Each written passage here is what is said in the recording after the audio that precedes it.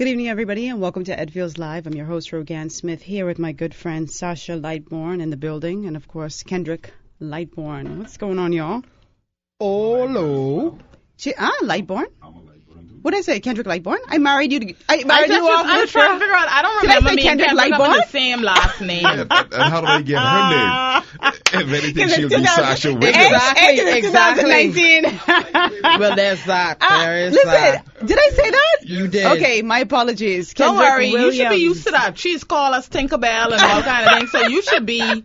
Kendrick, that should not have bothered you at all. Well, like, if you've known Rogan long enough to know that my God. Call you all kind of That's things. so true. Oh, my God. That means she ain't know you for a while.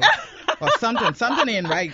Everybody who I know has been called Tinkerbell. You don't lie. Jesus. Kendrick, my apologies, yeah? Let me get that right. Kendrick Williams. I'm good. And welcome to all of our wonderful listeners out there. I see Shirley Street is kind of clear at this time. That's surprising for 5:30 something. Plenty things happening. That UB graduation have the western side on lock. Graduations tonight? Yeah. So shout out to all the UB graduates. Yes. I saw a lot of traffic in that area when I just popped home to pick up something. It seems as if it's in the stadium, and the last couple of years that I've attended it's so people might have left work early and gone. Wait, you say graduations in the stadium? Mm-hmm. In the National Stadium? Yep. Oh, that's where they have it? Yep. For the last 4 or 5 years. Are you kidding me? Yep. Oh, I always thought they and they're had live streaming. UB is like on it. They on it with the technology. Yeah. I thought they would had like some area for CO because I never went to my graduation from when I was COB. No, it's right there. It's right there at the stadium, and they have it set up really nicely. That's too. nice, man. With feather flags and everything. Congratulations to all of you. Yeah, man. Congratulations, you who guys. are graduating today. It is a good feeling. Yeah, man. Once you finish college. Boy, I know that they're shout out anxious to start the the new journey. Everybody's be happy when you finish. Well, for me it was COB, so I can say COB. Well, it was you. I did COB once, and then I finished from UB. Yeah. So, but definitely that's a major accomplishment. So, congratulations! Yeah. Special shout out to my sorors who graduating from our undergraduate chapter, Row Up Salon. This is awesome, man. I'm very proud of them. Yeah. So next chapter, and hopefully, some people probably going on to grad school, some going straight into the workforce. I applaud anybody who invests in their education. Some of them paying for themselves. And it's a long journey. It's a journey. To be finished with that is a great feeling. It's a good feeling. Yeah. So that's probably why the road is kind of clear. Then they have the own Bahamas event going on tonight at Bahamar. So see, they ain't even paying us. We plug them because I like to see when Bahamians empower themselves. So it's really good that they're going out there and getting a chance to listen to those wonderful speakers who are coming out. So what's the plans for the weekend? For the two, The plan. Well, I have my godchild this weekend. I promised her I give her a quarter of a month. I'm gonna get her on Friday, and she's gonna stay until Saturday. I usually try to keep her until Sunday, but tell mommy have a church thing with she have to go to church with her. But I'm gonna keep her because I promised her, and hopefully she say she won't go to the Lime, which is Twisted Lime, the Lime. So I'm hoping that she realizes that it was her Gottie's birthday, and she says, Gottie, I'm gonna take you to the Lime. How old is she now? She just turned 3. Okay. London. That's my niece's name. London. One of my niece's I'm going to names. have her this weekend, and we can probably chill, and I can take her for breakfast. She's like, say, Gottie, turn on the HE. HGTV, she's trying to say? The AC is what she's trying to say. The HE? The HE. The HE. And she'll get a tablet and cross her legs. She also asks me to put her juice in the fridge. You did not just say asks. Yeah, asks. She also asks. This the journalist. Listen, I write no one down. I am Bahamian. She also asks for me to put her juice in the fridge so it could get cool. Oh my God! Until she is ready, until she thinks that I'm her waiter or waitress. And Kendrick, what you got up for this weekend? I gotta get to the movies, man. Oh, I have to get to the movies. What you gonna see? Avengers. You haven't seen that one yet? You haven't seen it yet? No. I watched it twice. I cried twice. Don't say nothing. Don't spoil it. Yeah. I cried twice. It was good. I went to watch John Wick last night. And I want to see that as well. I got to see that. Yeah, that was interesting. Keanu is so talented. I like it that he could just do. I feel like he could do so many different roles. He ain't no bunch of talking. It's a bunch of killing. Okay, just like the first set. I mean, the first two. Violence, right? Yeah. Okay. I didn't think that it was bad. It was better. It was better than part 2, but it wasn't better than the original. I don't ever think that. Don't spoil it now. Yeah. So I went to watch that last night. It was good. No, I love Keanu. So that's your plan. You going to The big place? Yes. I got to. It's a great experience. I have never. It's going to be the first if time. you can, go and see Avengers in 40X. Okay. You will enjoy that experience. 40X is the one where the chairs move and you feel the sensations and everything. Okay. They would be, or go and see John Wick in there. I don't think they have both of them in there though. You'll have to look at their. Ken, I'm proud of you. You finally making it there after 10,000 years. I know, right? Yeah, they've been open for like 14 since Jesus was a boy. Come on, man, Ken. Yeah, they're gonna take you to the movies a bit more. You see, Fields always talking about, we could go. It never happened. Never happened. Anyway, so a couple of things we want to get through. We have a topic that we want to discuss. We were discussing it before the break, or before the show started, rather. But this headline in the Tribune with Fox Hill Prison, too dangerous, right? So. Sucks teeth. Sucks teeth. There's a former pastor, is he, who was sentenced to life plus 20 years on child rape charges in Georgia. And he's going to be extradited. He waived his right to local legal proceedings because he just wants to get the heck up out of Fox Hill Prison, whatever they call it now. He doesn't want to be there. Says it's dangerous, too many gangs, too much drama. Send me back to the United States. Let me deal with what I have to deal with. And it is so funny because I don't know if he knows, but the prison system in the U.S. ain't so kind to people who rape children, rape women, anything to do with the females. They will destroy you in prison. I have nothing to say. What? You think I have nothing to say. This is crazy to me. This is the place that collects the most dangerous people in our society, allegedly, because some of them up there on bail and awaiting trial. So I'll say allegedly. Like what is it supposed to be? I guess he figured he would serve his time in silence and not be disturbed by the gangs and the problem people. I don't know. He thought he was going to get like a executive suite or something, and he'd be away from the general population. Hot showers and stuff like right. that. Well, I don't know about that. Don Martin, 45, was found guilty of and he's from Grand Bahama, Martintown. Found guilty of repeatedly inappropriately touching a young girl in College Park and Atlanta from 2005 to 2011. He fled to the Bahamas after 5 days of testimony after his trial, and so now they're going to be sending him back. Okay. I hope he knows what awaits him. Not the best place. Prison just ain't the best place to be, and no. I don't believe that anybody should be stabbed up in jail and all that stuff, but I mean, I don't think he's going back to the best place. But we know Fox Hill is one of the worst prisons in the world. We do know that. So I guess you can't blame him in that regard. And then we have the story about the suspect being set free over a cell beating. And it's just so funny because on Monday when we were in this, did we have this conversation on air, Ken? No, we didn't have it on air. Okay, and I was talking about how people get frustrated. Hey, Dyson, you can wait right in that room right there for me, okay? I was talking about with Candy and Sasha about the fact that so many of these cases get tossed because you have individuals who are beaten in custody. Technicalities, too. And technicalities, and then people get frustrated and say, oh, the system doesn't work. Well, I think the police officers need to be held accountable for these things that happen when these suspects are in police custody, because you cannot. Let me tell you something, Sasha. If you beating me up, putting a plastic bag over my head, doing whatever, I can confess to whatever you say. I did. After a certain amount of time, because you just want that process to stop. And you hear it all the time. It's almost like when you hear about a murder arraignment or some arraignment, you almost know exactly what the script is going to be. Right. And I think I read a story I think it's in there where the leader of the opposition, Brave Davis, was saying the police shouldn't even be investigating the police. And I don't usually agree with him, but it is a very valid point. And I mean, like, come on, if you're doing your job, in many of these cases too, a lot of our police don't even properly manage the crime scene. I agree. And there's so many the things y'all should be focusing on. If y'all have the evidence down pack and it's airtight, you have nothing to worry about. Why do you have to put a plastic bag over someone's head? Because they don't have the evidence. A lot of these times we get confessions. And in the case where you say they know, this person bad, there is possibly a good chance that this person might have committed this crime. Make sure your evidence is airtight. Yeah, absolutely. But Sasha, even as reporters, when we would go to court, I mean, how many times did you see suspects coming in? People are being arraigned, coming into court. And I mean, limping, bloodied, bruised up, face swollen, and you can see that something has transpired. And they're in there, their attorney, and they're saying to the court, "Hey." The attorney is saying, my client was beaten in custody. This happened. They were refused medical service, all that sort of stuff.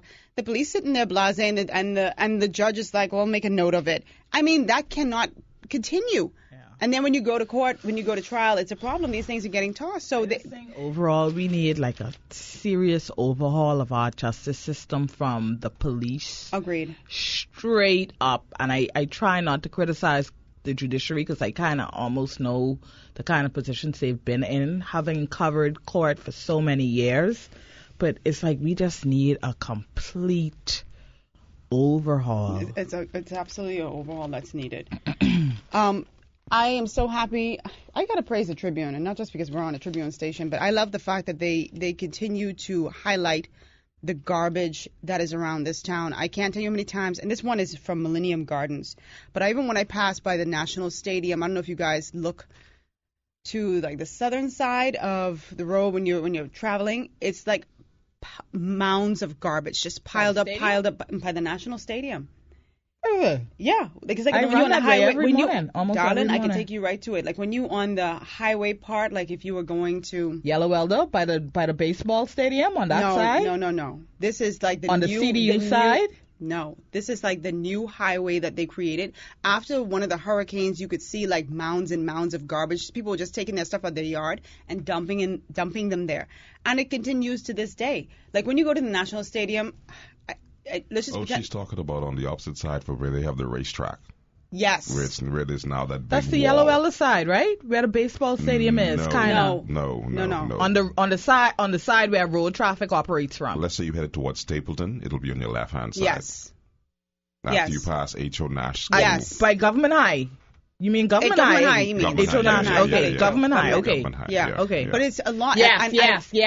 That's not really the stadium. Come on. That's behind the stadium, I said. It's by the stadium. Behind the stadium. Yeah. That's by the stadium. It's not adjacent, but that's more like right next to people, Government High. Yeah. I've seen people pulling their cars there, and unloading. If you call the police, I don't even know if they can respond to something it's like right opposite the Tennis Association building, so right across the street from that. It's ridiculous. Yeah, there's a bunch of garbage there. We got to do something about this. We got to take a break here. Our guests today are some wonderfully talented Bahamians, Dyson Knight, Wendy Lewis, and, of course, Bahamian legend Raphael Ray Munning. So we'll be back after this break, and we'll continue our conversation. Welcome back to Ed Fields Live. I'm your host, Rogan Smith, along with my fill-in co-host, Sasha Lightbourne, and Kendrick Williams on the board. Our guests this evening are music legend Ray Munnings, Dyson Knight, and Wendy Lewis. And they'll be coming up around the 6 o'clock hour. So this morning, Tamron Hall, she's a former news anchor. I guess she has a show that's coming out, but she was on Good Morning America and making the rounds. I think she's in People magazine tomorrow because she recently had a baby. And she had a baby at the age of 48 years old. And a lot of people have been commenting on this. There are lots of well wishes from individuals who figure, it's great that she has a chance to be a mother, and others who think, 48, really late in life to be having a child, right? So Tamron Hall's story is one that we've heard many times from other celebrities.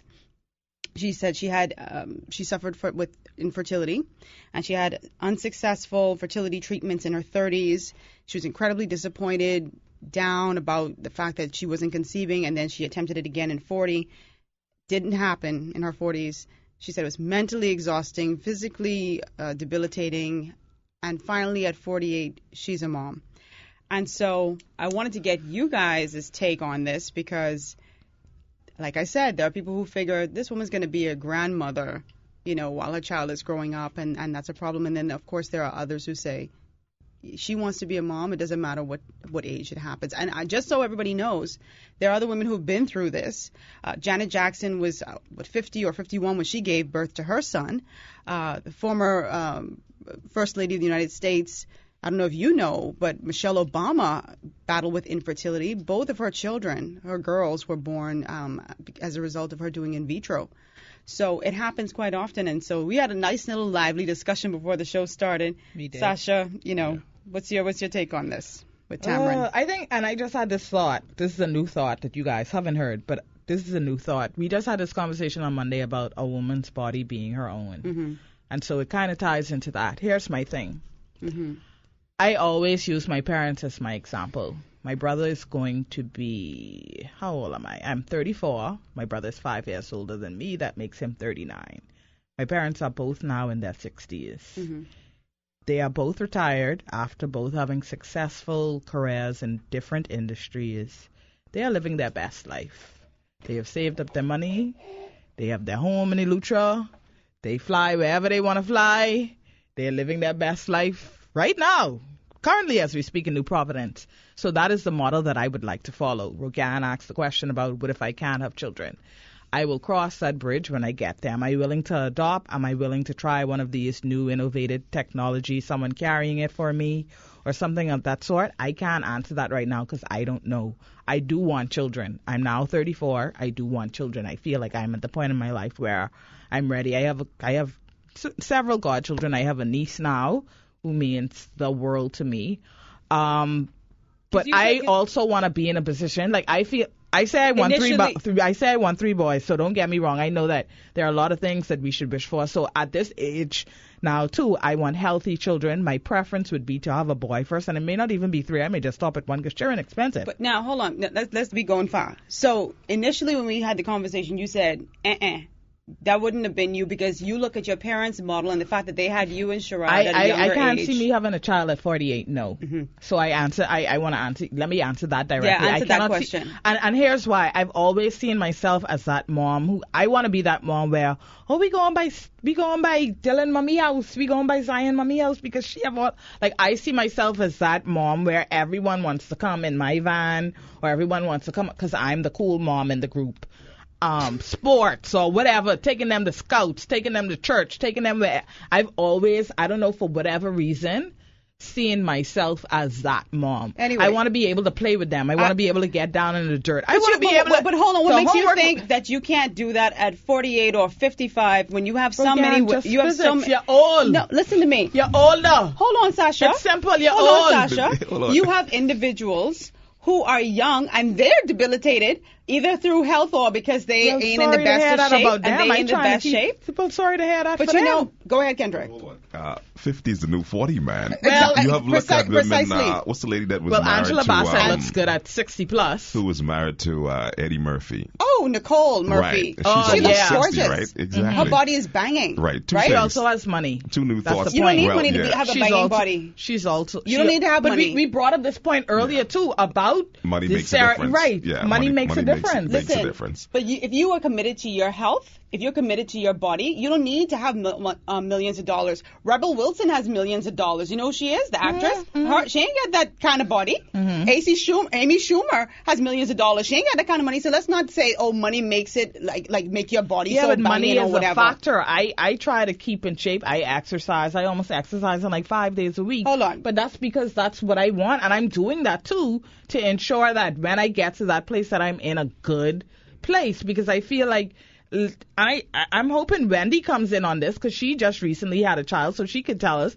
health is very important and keeping in shape is very important, not just during the pregnancy or when you find out you're pregnant, like during, before, and after. So I'm doing what I can to make sure that my body is in place. Let me say this to you, and Kendrick, I want you to weigh in, right? We have to also remember that there are women out there. This woman just explained it perfectly. Michelle Obama explained it perfectly. They may have wanted to be young mothers. They may have wanted to have the opportunity to go in the little van and be the soccer mom or whatever at 20 or their early 30s. It did not happen because they were battling infertility. And so if your dream is to be a parent, I don't think, unless your life is in imminent danger, and I think if that's what you want to do and your whole goal is to bring somebody here, to leave your legacy, to nurture someone, to feel like I'm a good parent and I want to have that moment, then I don't think that age is a factor. I think any woman who decides that, listen, this has been a dream of mine, and I really can't see myself leaving this earth until I have my child, they should try. And there's so many wonderful options today. Surrogacy. I was telling you and Kendrick before the show started, I've never been pregnant. in my life. Okay, so I haven't even, tested.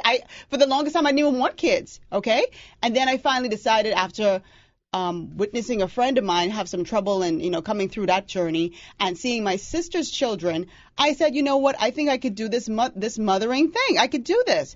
And so if you see today or tomorrow I try and it doesn't happen, my sister never tell me, say, she'll carry the child for me. But there are options out there. You could do a surrogacy. A lot of options. You can adopt. And so many people are unwilling to do that. I think it comes down to, Rogan, to be very honest with you, the person. So different strokes for different folks fits perfectly here. What you want is different from what I want. Precisely. And no, both of what we want doesn't make your want any lesser or my want any lesser or greater than mine. But hold on to that point. That is an excellent point. But that's not the way society views it. They view it perfectly. When you are a younger person in your 20s or 30s, they say, oh, yes, she's having her kids or whatever. But the minute you're in your mid to late 40s or if you're in your early 50s, it's a stigma attached to it. Oh, you said it yourself on the show. Where does grandma go in? Yeah, and I agree, but the research also shows, the medical research also shows, despite the technology advancements and the many different ways, and I'm talking about a person who decides to carry the child themselves. That shows that the women who have children over 40 are at greater risk. The child is at risk as well as the mother. The doctors always say that. So it will come to, and I mean, look at society in years gone past. The right thing to do was get married at 16. Come out of my house. The husband was coming to the parents to ask them for the daughter's hand. That's how society was maybe prior to my parents' time. Then when my parents came around, there was a different societal norm. You should get a house, you should blah, blah, blah. And now in our generation, in our lifetime, it's changed. Like we never ever, and not to say that it didn't existed, but how recently or how far back have we heard of people outside of this celebrity culture that we now have that I don't understand. But we know that surrogates always existed. But now the celebrities have made it almost like the cool thing to do. I don't know if they've made it a cool thing to do or they've raised awareness about the options out there. And I think a lot of women have gone through life and not had children because they didn't even know about the options. They didn't think that was something that was in their realm. They thought that was beyond them, just like in vitro fertilization. And it's an expensive process. I don't want to make it seem like it's so cheap. But again, there are options. There are people who would have kept this under wraps and didn't want to talk about this. But now when you hear Gabrielle Union talking about it and you hear Michelle Obama talking about it, now it's a sigh of relief. There are other women out there, celebrities, who are having the same issue, and I think that's beneficial. I don't think biology is caught up yet because, men can physically have children until the day they die, right? Women have had to choose. Do I pursue my passion, my career, or do I start having children? I never wanted to be a mom in her 20s. Do I judge somebody who has kids in her 20s? No, I don't. More power to you. But I know that for me and for some other women out there, it's an easier thing because they figure, okay, I've had my career, I'm more mature, I can deal with these kids. I probably would have then strangled some of them children. The finances are stable, so it's much better. And Tracy Ellis Ross, you were reading something about her. Yeah, she's 45 and she said she's happy. She's happy. She doesn't have children. As a person with no children. And no husband. And she also said that, societal norms shouldn't have to dictate how women feel about themselves or what they do. Right. Unfortunately, the societal norm is still, you get married, you have children, you manage a career, and, women are supposed to be superheroes. And you don't do that at 40. And I'm just saying what society says. You don't do that at 40 or 50 or 60. You do that 20s, 30s. In your early ages. That's what the societal norm has been. I say to hell with the societal norms. If you choose to get married at 40, 50, 60, 70, 80, 90, or 100 and you're walking down the aisle, go for it. If you decide that if you're in your late 40s or 50s and you want to have your child, that is what you want, you go for it because societal norms ain't going to be comforting me at the end of the day. What's this you're showing me? Is that Alicia Montano will have a heck of a story to tell her first child. 34 weeks pregnant. She ran the 800 meters. I remember her. I do remember her.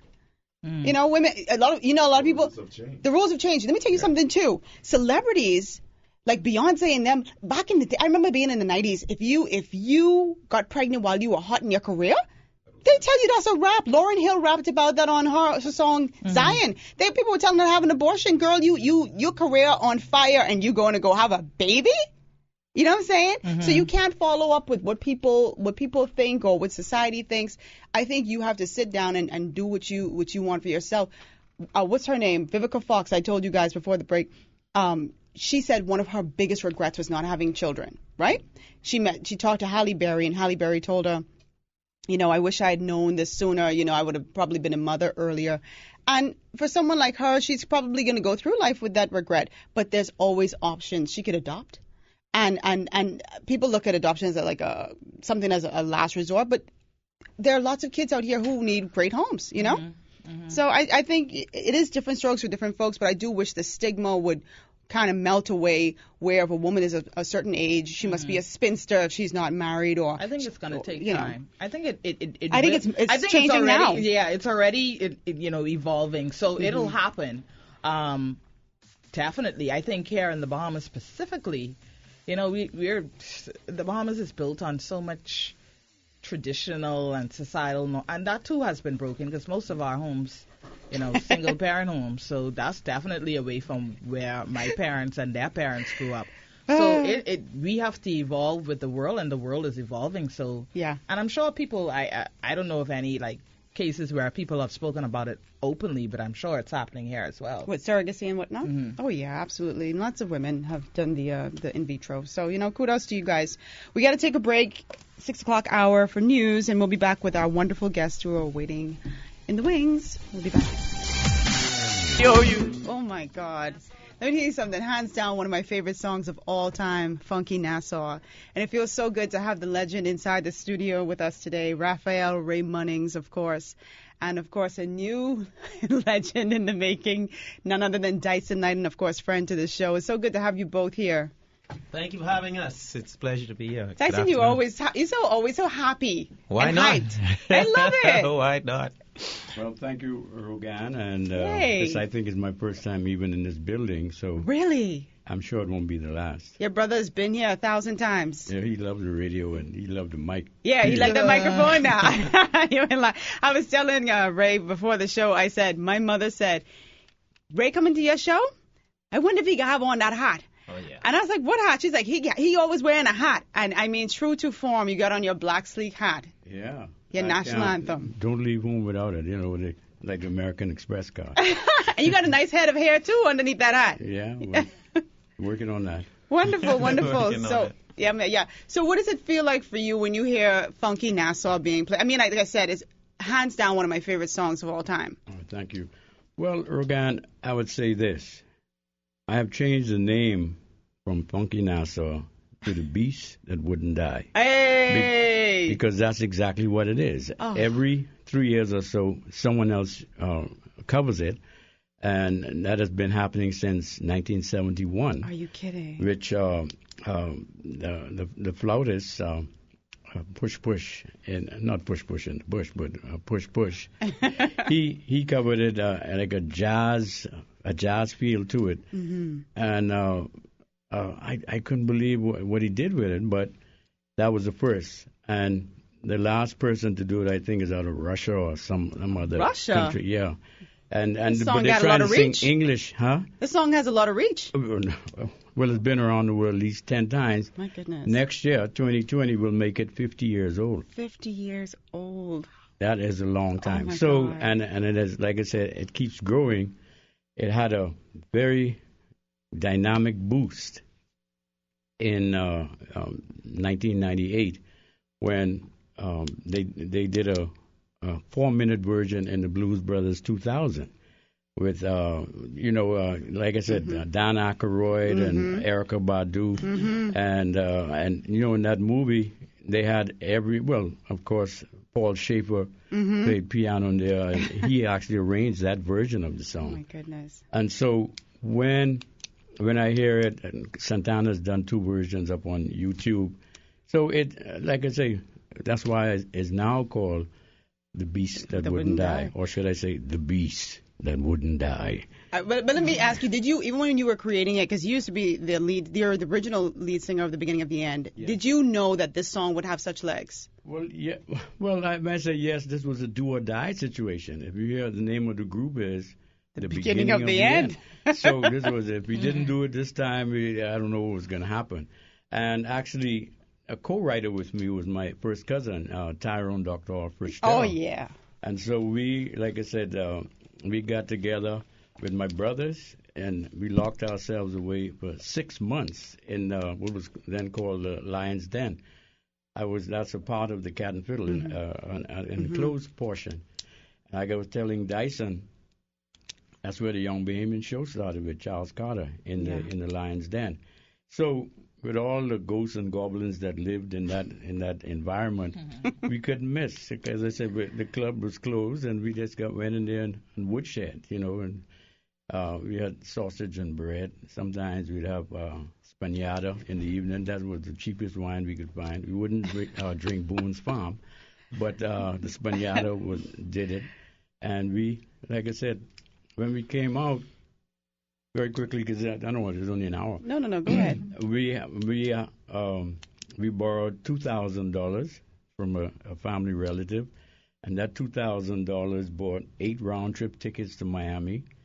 It had bought 3 hours in Criteria in Miami, which then was quote-unquote the best studio. The Bee Gees, all those were there at the time. And 5,000 vinyl 45 records. And we sold all those in 2 weeks. Wow. So, from shop to shop, we'd go to Carter's record shop on Bay Street and the other ones down in the Grove and East Street and everywhere else. People tell you, well, bring me 5 records. They call you back and now you better bring 5 more. It was performing really well. People love those. Yeah, but I'm saying now, but imagine what I was, we're just running from store to store. And that's how it got started. And very quickly then, someone took a copy from Nassau, took it to Miami, and put it on a jukebox on 7th Avenue in Miami, Northwest 7th Avenue. And the radio, the program director at the radio station at the time, WMBM, he was in the club, and he heard this record. He said, well, I'm the program director. How could this get by me? But I like it. I don't. So he went over to the jukebox and looked on it. And it said beginning of the end, Munnings, as the writer on there. So the next day he begged the lady, please let me take this record to the radio station and play it. I want to have some fun with my audience if they could guess who the artists that were performing the song. Of course, no one knew. And so the next day he got on the radio, he said, well, Munnings, if you're out there listening, you better get to Miami quick because you got a hit on your hands. Yeah. No, very interesting story. I mean, the genesis of it, it feels like something it would be in a movie, to be honest with you. That's next. Yeah, you need to. Before you leave this earth, that's what you need to be focusing on. And I call it the Cinderella story. That's the way it happened. The Cinderella story. So you and Dyson, you just fresh back from the New Orleans Jazz Festival. Who? I want to hear the rest of the story. Dyson Knight! I got to drag it out. Mr. Yes. Dyson Knight, superstar. Yo. Just fresh back from New Orleans. Yes, fresh back and feeling inspired. Inspired. Totally inspired. It's always inspiring to perform in front of so many people and be received for the original work Dyson, that you put forward. But when I heard the list of headliners, all these individuals who were there, it reads like a who's who. Yeah. These are legends who you were in the same company with. Yes, our trailer was right across from Gladys Knight. We literally opened for Gladys Knight, and until that was an amazing experience, just watching her walk from her trailer to backstage. Oh my God. It was incredible. Do you get a chance to chat with her or anything? Well, not a one-on-one, but she says she can call me later, so I could only dream. So tell us about that whole experience. You all took a whole entourage. You had a Junkanoo, Rush Out, everything. So just talk to us a little bit about that festival. Yeah, the Junkanoo stole the show. If there's anything that should be said today, it should be that. Junkanoo really put on an incredible Rush Out through the festival area. I mean, they had droves of people following them around, and what they did was there was a smaller cultural tent that they did a presentation at, telling everyone about Junkanoo and giving them the structure of Junkanoo music, and then they performed their rush out, and they led people to the Congo stage where we performed. That was amazing. I mean, people are still talking about it. Wendy and I are due to head back to New Orleans on the 20th for a NOLA Carnival, and people are contacting the promoter of that event, talking about the performance of Junkanoo and our performance on the stage during the 50th. So it was incredible, hands down. I wish we did have Camuel Stubbs, BIS, taking pictures. I saw some images. We do have a lot of still shots, but if we had like a proper team capturing that moment, it would just be incredible for the entire nation to see. I'm telling you, it was How did you get involved in this? Well, I got a call from Fred Munnings. Yes, my role model. He gave me a shout. I think he called quite a few people. And the thing about this industry is that you can be you can have all the great ideas, you know, and you can have all the great intentions, but you have to be ready. You have to be ready to go. And Wendy and I have been ready to go for a very long time. Because y'all don't stop. Oh, no, we don't stop, man. I tell people when they ask you, that's a popular question. I don't know if it's all around the world, but definitely in the Bahamas. Whenever something happening, like when Wendy was about to have the baby, you ready? Yeah. When we was about to get married, you ready? Yeah. You know, so people ask me, I'm ready. I was born ready. So I was definitely born ready to hit the stage. So when Fred called, we were definitely ready. We had Dion Turnquest, who is leading the band, and they did a phenomenal job. I mean, we wish we could have had a bit more rehearsals. Really? But in the short time that we had to prepare rehearsal-wise, we were able to create magic, and the presentation was magical. They had people seated right on side of the stage, right? But they're really immersed in this. I think the number is 470,000 people that were at this 50th Jazz Festival. Was that over because it was a two weekends? Over the two weekends. And if you see one of the pictures that Camille captured, it showed the crowd, and they look like confetti. Yeah, that's how many people were there. Yeah, that's how it looks. So I mean, everyone felt that vibe. Is that something that's intimidating? I mean, you've performed all over the world, right? That excites me. That excites you. You never get nervous about that? I always get nervous. Oh, really? If I have to perform, if someone say, hey, if I have a family member, I need you to sing to my girlfriend, it's her birthday. I'm nervous. I'm nervous before we make that call. Yeah. Is that because you just want to do really well, or what is it? I guess Wendy and I had this conversation yesterday about wanting people to like us, because I was telling you, I don't care what people think. You know, but I guess internally, as she was saying, her point was everyone cares a little bit. Yeah. So I think that's probably where that's probably 100%. where the nerves comes from. You know, so I do care. You definitely don't want to mess up. Yeah. You know, you don't want to embarrass yourself. So it especially in front of the legends. Yeah, I know, right? On top of that, the pressure of covering the Bahamas as, you know, you representing the entire country. Like, exactly. You don't want us to come for you if you mess up. We good at that. Exactly. Try where the track and field of music. You don't want to mess up with Bahamians. So that's probably added pressure. And then you always, for Wendy and I, we always want to give, this is something we learned from Raphael Munnings and from Fred Munnings and a lot of other people that brought me up, KB and everyone else. You want to give people, Bahamian, Visage, you want to give people the truth. Yeah. You want to give people a real experience. You know, you don't want to sugarcoat it with too much hype, because if you just put a lot of hype on it, they will remember the hype of it, but they won't remember exactly what was done. Yeah. So we wanted people to remember exactly what we did, what we presented, and we definitely left New Orleans with a lot of people talking about the Bahamas. So it was a successful trip. When we come back, I'm going to get Ray's take on this, but we have to take a break here on Ed Fields Live. We'll be back. Stay with us. You see what Ray said? He said, why is she sticking her tongue out? Because that's the kind of music that y'all make, Dicey, where you just start doing this. You just put your tongue out. They call the police. So, Ray, we're having the conversation. I wanted to get your take on, your experience on this festival, and just talk a little bit about the genesis as well, because you have a long relationship. Yeah, I will go back, but let me stay in the present for a minute. Dyson just, I think, did himself and Wendy an injustice just now. He did okay, but, this was my first time seeing them live together in a very long time. Mm-hmm. And I was very, very, very pleased to see the way they interact with each other on stage and the audience, of course. And we had 2 dancers on the stage as well, and they interacted with them and very well rehearsed. And like I said, they really got the audience fired up, which is the ultimate, that's your job while you're up there. So I would like to say to them, congratulations. Yes. And not only that, but not only that, but you got to realize that Nehemiah, he was the other featured artist on the show. Dyson and Wendy and myself, and I introduced my son, Raphael, to the international stage for the first time. But like I said, when we did the music, everything that we did, maybe besides Funky Nassau, was original material or brand new from the islands.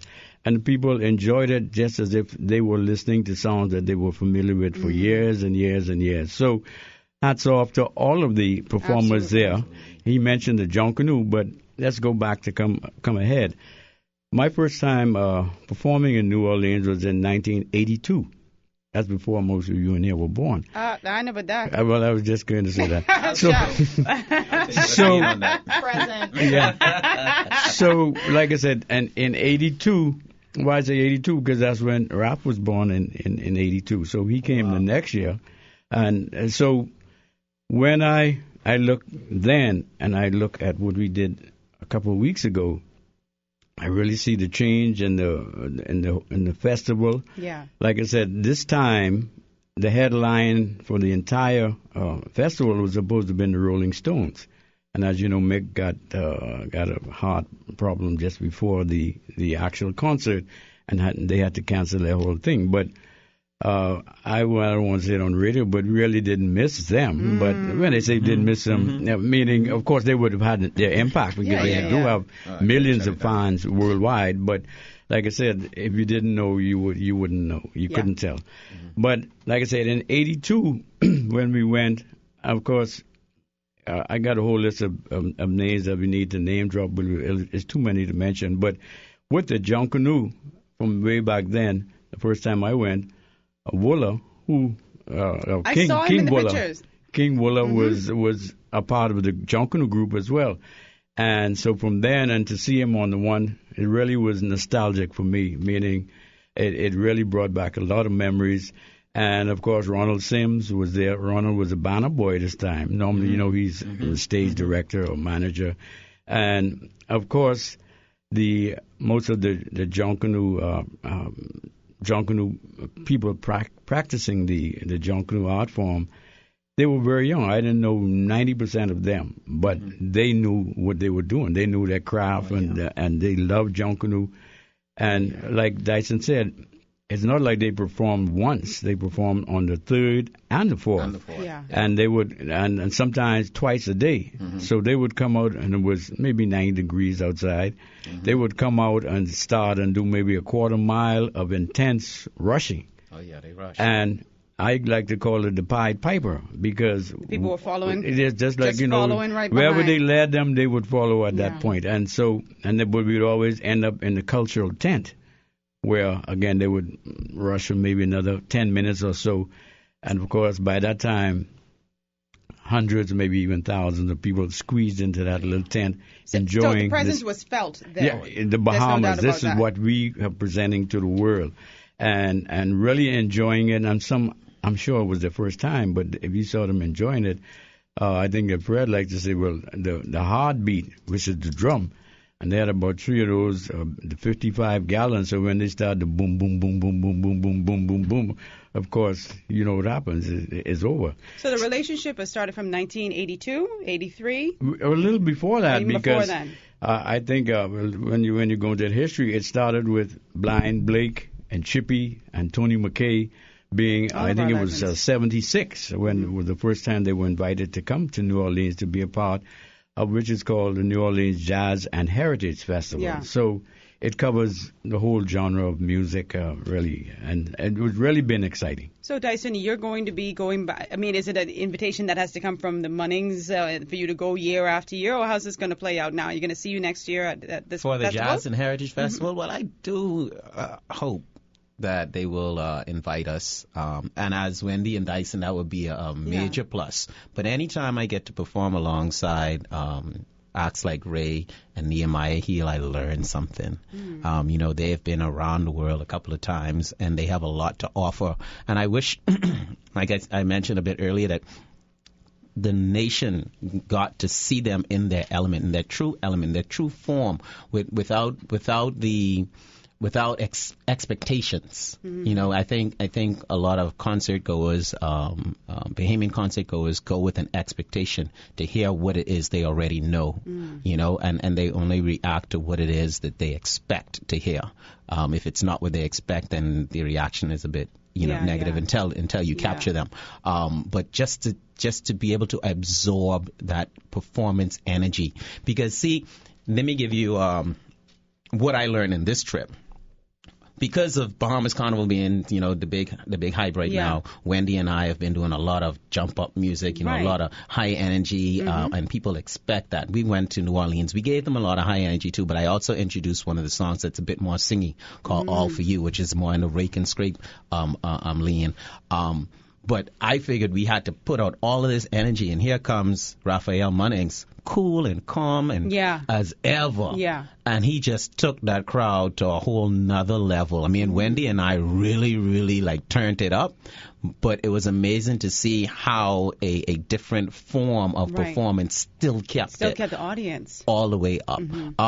So yeah, I definitely look forward to being invited again. We are already invited to the Caribbean Festival. See, New Orleans has a rich supply of Afrocentric culture. Absolutely. You know, a lot of people. There's a great appreciation for something for a culture like ours. There's an immense appreciation. In fact, that is very saturated with a lot of, like I said, African. Everything that's African. So we brought Junkanoo from Africa. They brought, we kind of cultivated Junkanoo from Africa. They cultivated Junkanoo and a whole lot more. You would find forms of rake and scrape in New Orleans. You would find forms of Junkanoo in New Orleans. You would find all of the Afrocentric music and art forms you would find in New Orleans, because that was the hub destination to the slave trade. You know, a lot of the ships ended there, and then the slaves were sold from that point. So that has a lot of it in there. And like I told one of the I can't remember the guy who interviewed us on the radio station. Oh, I didn't understand that. But I told him there's a lot of people walking around here that look like people I know, like a couple of my cousins and stuff like that. Because that's how it is. Serious. Like literally, you're sitting down next to me and be, "What this guy look like Regane?" It's like that. So we felt at home, and that's something that we need to realize too when it comes to tourism here in the Bahamas. Tourism being the number one industry, still is that black people is true too. Black tourists too, and that's an attraction to attract them to see how we have cultivated and really evolved Junkanoo, something that they will be familiar with. They will connect to that, and that would be something that people will look forward to seeing come into this destination. So it's a lot that we learn from doing these exercises. So I would have to shout out Clay Sanders, who was the organizer for the Ministry of Tourism. Shout out to Clay. Definitely the Minister of Tourism, DNDCO, Diagula. Kudos to them. They did a wonderful job. I think they could not have selected a better group to give New Orleans this cultural experience and this taste of the Bahamas. So. And that's exactly what we always talk about, exporting our culture, taking it to the world. And I love to hear that. And I also love the fact that you too, Dyson, I think you're one of the most respectful entertainers that I've ever come across when it comes to paying tribute and, homage to those artists who came before you. A lot of times people are just like, oh, they passe and that's it. But you always maintain that respectful level and, gotta applaud it. I learned so much. From them, from Bahama, from Obi and Visage, from all the members, because I pay attention to what's happening, and if I see the genius. I was just talking about, I see the genius in people, and when I watch you perform, I may pick up on something that nobody else sees. Just the way you may hold a mic, or the way you may address the crowd, or the way you may leave the stage. All of that is part of the performance, and I think giving people a show and having people forget everything about life for a few minutes. Is something that people need. It's like a reset button that you push in people's lives. That's a perfect way to put it. And that I take very seriously because people need that. That's not a want. That's a need. That calms. That can stop a war. You know what I mean? So I take that very seriously. So that's how I study this craft. Yeah. Mm-hmm. You wanted to say something, right? Yeah, I want Dyson teeth my line. About the Ministry of Tourism, I'm only kidding, of course, but I would like to enhance what he said by saying that all those years start dating back from 1982. This was the first time that a minister of tourism actually attended a function like this, and that I was very proud to see that. And of course, like I said, with the staff, Clay was really, like I said, just to get 45 people visas from the U.S. Embassy, he was able to really do that. Is a miracle within itself, because it's just so tight now. Before it was very easy to get the visas and all of that, but that alone was a feat within itself. And like I said, all of the other, all the individual Junkanouas, there were 25 in total. Mm-hmm. And if you have a chance to look at my Facebook page, the wife be rowing me. Her name is Wendy as well. That I stay on, but it's important to do. Like I say, if you have 8 musicians in the band, you got to mention all of them individually. If you got 25 musicians and dancers in the Junkanoo parade, you got to give them the recognition that they played a part of this very important trip. Sure. Because the last time I think we were there was in 1994. So. And when this time I think was really one of the best that I've ever seen. Yeah. With the Junkanoo, the way they were costumed, the discipline that they had, and really, like I said, everything just flowed like molasses coming out of a bottle. So, and like I said, thank you once again to all those people that made it possible, because it is. I wouldn't want to. Well, Fred, and of course he was the actual producer, my brother, Fred Munnings. And he and Nadir Hassan out of New Orleans, they really put together. This trip took at least a year in the making. Mm-hmm. And each step of the way, and one of the last steps being that visa in your passport, which of course is only good for about a week. But it took that long to get it, and now if we try to use that, it's no longer valid. One of the things you talked about earlier was individuals, the fact that Funky Nassau has been remade so many times, right? Mm-hmm. And I look at a guy whom I respect very much, Frankie Beverly and Mays. And you see the resurgence that his music has had because a young lady by the name of Beyonce Carter decided to remake his song Before I Let Go, or do a cover of it, I should say. Mm-hmm. And I'm happy to see people are doing these remakes. I think this question is more for Dyson. Do we have enough Bahamians who are focused on saying, you know what, let me try to put my own little spin on the old classics. Even though you're doing your music and it's solely your music, that's great. But sometimes a new generation needs to hear something that went by in the past. Is there a reluctance to do that, or what is the issue there? I just think music right now in the country just is a bit slow moving, but I'm very aware of persons that are very interested in remaking or revisiting the work of the legends. Names that come to mind are artists like Bahamian Trey. Yeah. And the Exile Crew. They have great mentors in Charlie Brown and Reality. But they are doing it, and they have an appreciation for the works of the greats. There's also D-Max song comes to mind, the Garland, which is the dun dun dun dun dun, which came from Swinging in the Citations. So there is some of it.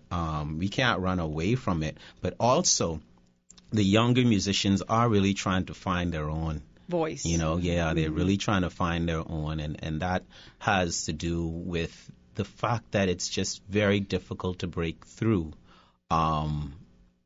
here as local acts. We would Bahamians hold on to music for a very, very long time. You would find that the top rake and scrape song would be the top rake and scrape song for at least 7, 8, 9, 10 years. But the world is moving on way faster than that. And so it's you don't want to recreate something that's already so popular. You just you're not finding any space for yourself. Like someone redoing like Burma Road or like one of Ronnie Butler's songs. I may almost as a listener find it disrespectful. Yeah. Really? Yeah. I mean, because like, those are songs. They're so sacred, Yeah. That you don't want to. You'd be like, leave that alone. I mean, I see so many sides, but I feel like I would gravitate to the side where I would say, well, who does he think he is to recreate? But you could use them as samples. Sometimes you could have your original song and incorporate, some elements of that original song into your music just to freshen it up. Yeah, Mr. Butler, I think now that he's passed on, God rest his soul, he is in a different category because you can recreate his song. It's the business end of it that I'm speaking to here. Yes. If I recreate a song that Ray has done, me as Dyson Knight, people have the option of now saying we can either book Dyson Knight or we can book Ray. And if I was them, I would book Ray. So I would be recreating Ray's song for the benefit of Ray, which it would be a great honor and it would be a nice, ode to his pocket, but it really wouldn't do anything for me. So on the business end, a lot of the young artists would understand that. He wants to chime in there. Go ahead. I hear you talking about the pocket. I do have a lot of respect for the younger musicians that are doing some great work. I'm wondering, how do you make money from the record industry now when okay, that was my next question. Everyone could download and I mean you got your warehouse filled with your material and your taste, and people they buy it at like the 99-cent breakfast they buy from. You got to take a break? Yeah. Hold on. I want to finish that conversation because we have to have that conversation, but we have to take our final break here on Ed Fields Live. We'll be right back. Welcome back to Ed Fields Live. I'm your host, Rogan Smith, here with Sasha Lightbourne, my co-host, Kendrick Williams, and, of course, music legend Ray Munnings, and none other than Dyson Knight. He said, don't forget his last name, boy. They didn't put in that night. We were having a great conversation right before the break. Ray was talking about the ability, we're talking about pockets and the ability to make money. And so I have to put this question to you gentlemen because I often wonder, how is it that how do you make money as a musician in the Bahamas? Especially in this day and age where people are downloading online and sometimes illegally so. How do you fill your coffers? I guess I have to. You go ahead. No, you answer because last time I worked, it was about 5 years ago in Nassau. I mean, I have priced myself on the market, and that's the long and short of it, because I'm not going to just go and work somewhere from, like I did back in the day, from 10 o'clock at night until 2 o'clock in the morning. That's finished. Yeah. But, and even when you do decide to work on one of these functions, they have a set salary. They say, well, this is what we're paying. This is the budget. I said, well, you ain't paying me that, so that's why I don't work. But Dyson, you take the center stage. That's a very good point, though. A lot of people will expect you to just fit into their budget rather than asking you what is your rate and fitting that, and building the budget around that. But yeah, Dyson. Well, we make money from live performances, and that's the same thing. That's how it is all around the world. It's very, very difficult for Bahamian entertainers, especially if you don't fit into that regatta circuit. You probably won't. So the rap artists, the reggae artists, they may make a little bit of money, but not a lot. As far as album sales, we do sell records. We sell it on iTunes, so we sell to the entire world. I would see some sales from the Netherlands, from Germany, from Japan. Nothing to really talk about.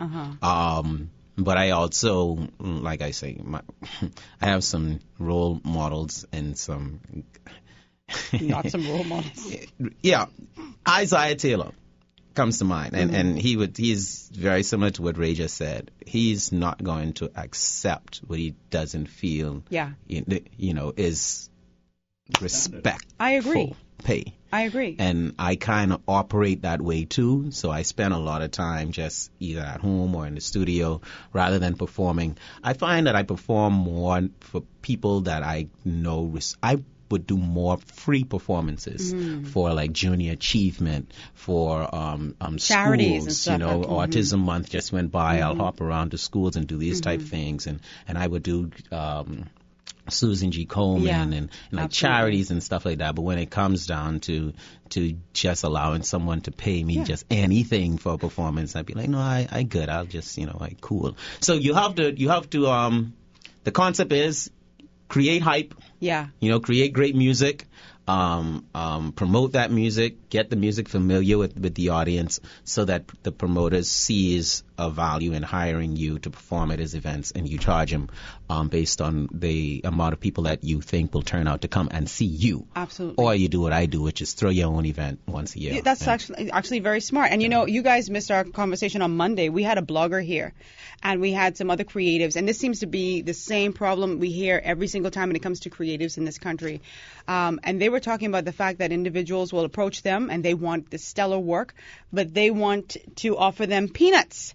And they don't really regard the creative space the same way they do, the level of respect they'll give a doctor or the level of respect they'll give an attorney. They figure, you just singing. You just creating some art. You just playing a piano. It's not a big deal, and they try to just give you anything. So I always applaud people who know their value and they know their worth, and they say, I'd rather sit this out than to accept these peanuts that you're throwing my way. Well, exactly. My father, the late Freddie Munning Sr., he would say, people would say to him, Freddie, where you playing now? He'd stop him right there and say, listen, if I'm on that stage, I'm not playing, I'm working. Yay. Don't ever tell me that again. Thank you. So that I learned that a very long time ago. And he also taught me when Sam Cooke appeared at the Cat and Fiddle back in the 60s, he said, Ray, I want you to pay Sam Cooke.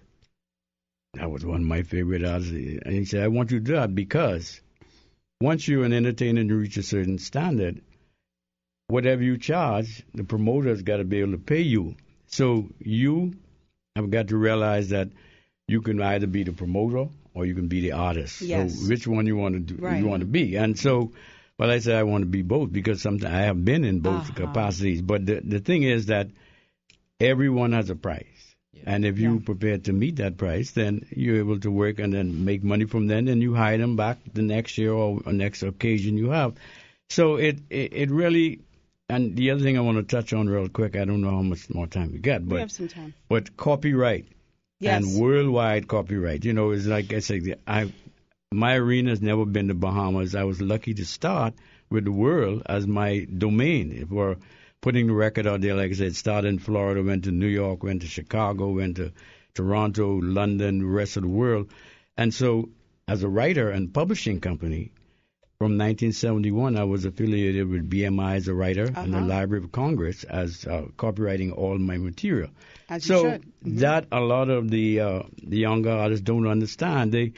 Their satisfaction, I think, is hearing themselves on the radio and say, "You hear my song on the radio." But they're not protecting themselves. That's only the beginning of it, because the business, the one line in Funky Nassau, a lot of people don't hear, it said, "We're going to take care of business too."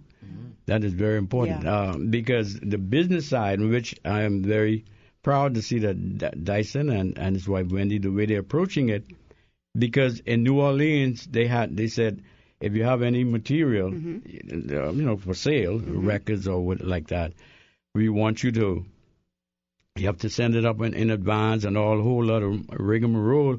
And I was happy when I heard them say, because I said, well, I ain't going through all that, full stop. But Dyson and his wife, they had the material selling at the festival. Oh, they're professionals. You see what I'm saying? So I'm saying the business side is very important to take care of. Dyson? Yeah. Absolutely. Yeah, so I was going to ask you too, Dyson, because I think he is absolutely correct. There are people who are just so content with just having their songs on the radio, and that's great, but I don't see them taking care of the business side, making sure they're properly protected, making sure their material is under copyright. Mm-hmm. I often say, and I have creatives in my family, I always say you're too focused on just being the artist, that you're forgetting to be the business person. It is the music business. Mm-hmm. So, I mean, is that something that you encounter as well, and how do you, make sure you safeguard yourself? In the defense of the artists, it's very difficult to take yourself out of the art. Once you get in there, it's like a trap. Like you get into a dimension, and you in there, and you think that is the entire world. But if you are, I wouldn't say smart, I would say you just need to be aware that that's not the end of the work. That is just the start of the work. Product is just the start of it. There's so much more that goes with it. You need marketing, promotion, you need management, you need a plan, you need legal, you definitely then you need radio, you need, in today's world, you need social media. You have to stay, and you know how that works. So you need to stay consistent with that. So then you need to be able to present that work. So you have to be able to perform. So you need bands to learn your material. So you need rehearsals. You need practice. And you have keep thinking world. Not the Bahamas is the Bahamas. Just a small fish in a small pond. You need to make friends with the bloggers. You need to get some articles written. You need a lot. You have to make the radio station shows. You have to do the interviews. It's just not just the product. And I think that you are both right. The local artists do focus a lot on that product, and if I get the song on a radio station, I'm good. If I get a performance here, I'm good. But if you're really hungry for that world stage, you have to compete with Beyonce. Yeah, right. You got to compete with Beyonce. So if you look at her and you see how she fusses at her entire cast, no matter how small, if your cast is only yourself, you better be in the house fussing at yourself, to get these things done, because it's still how to get done. Go ahead. Another thing that my father taught at a very, very young age, and like I say, I was blessed in that you would be exposed to Count Basie, Nat King Cole, Aretha Franklin, James Brown. They would all appear at the club. So the Impressions, who were one of my favorite groups at the time, the Jerry Butlers, and and so I would get to meet them one-on-one, so I could see the way they acted on stage and when they're at rehearsals and one of the most important people I think I met in my lifetime was Martin Luther King. When I was about 15, he visited the Cat and Fiddle Owner. Although he was a minister, he liked entertainment and culture too. But I'm saying, like, I was exposed to all of that at a very, very young age. And the other thing, so my father said, listen, you're only as good as your last performance. That's what people remember. So you can never say only 10 people in there, so I'm going to hold back. No, go do 110% if there are only 5 people in the room. Can I say something to that point? And see, people always say I hype up Dyson, right? But I've gotten that a lot. Oh, you always hyping up Dyson. I respect talent, but I respect professionalism. I respect this man, right? And I'll tell you why. I remember reaching out to Dyson on Instagram. I don't even know if you remember this, Dyson. And I said, Dyson, I saw a performance that you did, and there weren't a lot of people. Now, I've seen Dyson perform for huge crowds, throngs of people. But in this crowd scenario, it was on the Family Islands, and, it wasn't a big crowd. Yeah. But you couldn't tell me this man wasn't performing in the front of 1 million people. The way he just tore up the stage as if 1 million people were in the audience. And he said, Rogan, I can't perform for numbers. Each one of those people who came there for a purpose, and they deserve a great performance. And that's so key that people don't get it. That is exactly the attitude. Like I say, your last performance, you don't know who's going to be in the audience. That could be the person that could take you from the Bahamas to the world. Thank you. That one person in there, and you say, well, only 5 people. I ain't good. That's one of them people might be the person who could change your life. That's what I'm saying. Yeah. So, and give it your best every time. Is the musicians union still active? I haven't heard about them in 1,000 years, it feels. You're looking around. Yeah, well, what do you call it? Just us, or justice. But no, it's the musicians union. Again, my father was one of the founding members of that. That's back in the 40s. And they used to be a very, very strong, I know they're listening, there used to be a very, very strong group of men that the main purpose was to make sure that once you got a job, everything was right about it. You got the compensations and pay, working conditions were right, and you had a good relationship with management or nightclub owner, whichever one it was. But I don't know how strong that is in 2019 and moving forward. But there's hope because there's always rebuilding. You got to rebuild. If the car ain't working, you got to get it fixed and tuned up, and when you turn the key on, it works, and it's rolling along again. So that's a whole, like Dyson said, it's not just like a union. It's also the entire round ball of what the entertainment industry has now become. Yeah. And it's in a lot of ways it's easier because you have the social media where you can, like you say, you record a song in your bedroom and really put it out and compete with the material is out there worldwide. And so it is good and it's bad in a lot of ways because the record companies really were only looking out for the record companies. Of course. They would always keep you needing to come in the studio and record that next album. It's going to cost $200,000+ because within 4 months they tell you, well, you got to go back in again. You won't pay that last bill yet. But now you got to add another $300,000 on that, and then one that is you got to go in again. That's another $600 because each time you want more because you want to sound better, you want to get better musicians, you want better facilities to record in. So it's never ending, and but it is something that's like you're saying. He's hooked. I'm sorry for him, but he can't get out that now. He's like in the quicksand. Let me ask you, Dyson, is it extremely competitive, the music business in the Bahamas, where, like sometimes you watch these shows on television internationally and you see this cattiness behind the scenes between artists. I mean, I always see a lot of collaboration between local talent, but I mean, what is it like for us who aren't inside that industry? I mean, how do you fare with other artists? I don't think there's any fighting between the artists. There are some cliques, and rightfully so, because we have so many different genres that are present here.